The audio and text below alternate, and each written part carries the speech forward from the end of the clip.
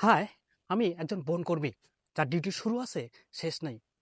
আমার আজকে ধরতে পারেন আমি একজন সরকারি কামলা। ও কামলা কি জন্য বলছি? দৃশ্যগুলো আগে দেখাই। এদিকে আসো। আমি সাধারণত অফিসে গেছি। অফিসে যাওয়ার পরে আমি ফোন পাই যে আপনাদের এই মানে সদ্য যে আমরা বাগান করছি সুফল প্রকল্পের 23-24 অর্থবছরে সে বাগানে মানুষ গরু দিয়ে চারা নষ্ট করতেছে।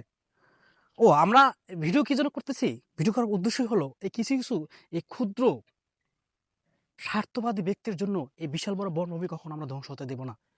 এই বনভূমিকে রক্ষা করতে গেলে আপনাদের সকলেই সম্মিলিত চেষ্টাই পারে এই বনভূমিকে রক্ষা করা। ও আপনারা হয়তো বলতে পারেন যে আপনারা বনকর্মী থাকতেই তাহলে কিভাবে মানুষ গরু দেয়? একটা বিষয় দেখেন, এখানে 30 হেক্টর বাগান আছে, শুধুমাত্র আমি বনকর্মী, আমি একা। এ দেখেন চারাগুলো দেখেন কিভাবে গরুদের ছাগল নষ্ট করে ফেলে। আমি আরেকটা জিনিস দেখাই আপনাদের। আহ, দেখেন মানুষ তার ক্ষুদ্র স্বার্থের জন্য কিভাবে আমাদেরকে বনায়নকে ধ্বংস করে। এ দেখেন চারাটা, এটা একটা বহেরার চারা। দেখেন একটা গরুদের খাওয়া, দেখেন কি অবস্থা করছে।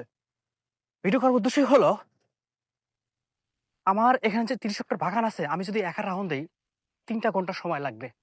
সেক্ষেত্রে আপনারা যদি সকলেই মিলে এই ব্যক্তিদের যদি আমরা প্রতিহত করতে পারি, তাহলে দেখবেন যে আগামী 10 বছর পর এখানে সুন্দর একটা বনায়ন হবে, এখানে একটা সুস্থ পরিবেশ পাবেন।